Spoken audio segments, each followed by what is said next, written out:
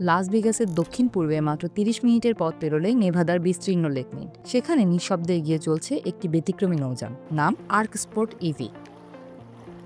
এই নৌযান যেন ভবিষ্যতের জলপথের এক নতুন ছবি, যেখানে জলাধার হবে আরও স্বচ্ছ আর নৌযান হবে পরিবেশ বান্ধব। ক্যালিফোর্নিয়া ভিত্তিক স্টার্টআপ আর্কের তৈরি এই বৈদ্যুতিক স্পোর্ট বোটটি বোটের জগতে এক যুগান্তকারী পরিবর্তন এনেছে। নৌপরিবহন ও জলভিত্তিক বিনোদন খাত এখন ধীরে ধীরে গ্যাস চালিত ইঞ্জিন ছেড়ে বিদ্যুৎ নির্ভর প্রযুক্তির দিকে ঝুঁকছে। সেই পরিবর্তনের অগ্রভাগে রয়েছে আর্কের এই সাহসী উদ্যোগ।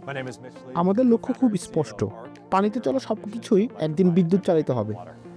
টেসলা ও রিভিয়ানের সাবেক ইঞ্জিনিয়ারদের একটি অভিজ্ঞ দলের হাত ধরে 23 ফুট দৈর্ঘ্যের এই আর্ক স্পোর্ট ইভি তৈরি।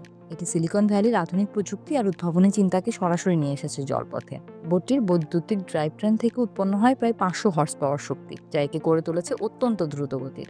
নির্মাতা প্রতিষ্ঠান আর্কের দাবি, প্রচলিত গ্যাসোলিন চালিত বোটের তুলনায় এটি শুধু দ্রুতগামী নয়, এর রক্ষণাবেক্ষণ খরচও অনেক কম। আর সবচেয়ে গুরুত্বপূর্ণ বিষয়, এই বোট বাতাস বা পানিতে কোনো ধরনের দূষণ সৃষ্টি করে না।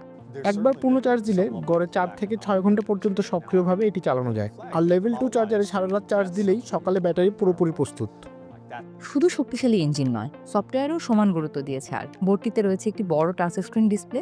এক ট্যাপেই চালক নিয়ন্ত্রণ করতে পারেন display configuration, balance system, control surface এবং ক্রুজ কন্ট্রোলের মতো আধুনিক ফিচারগুলো।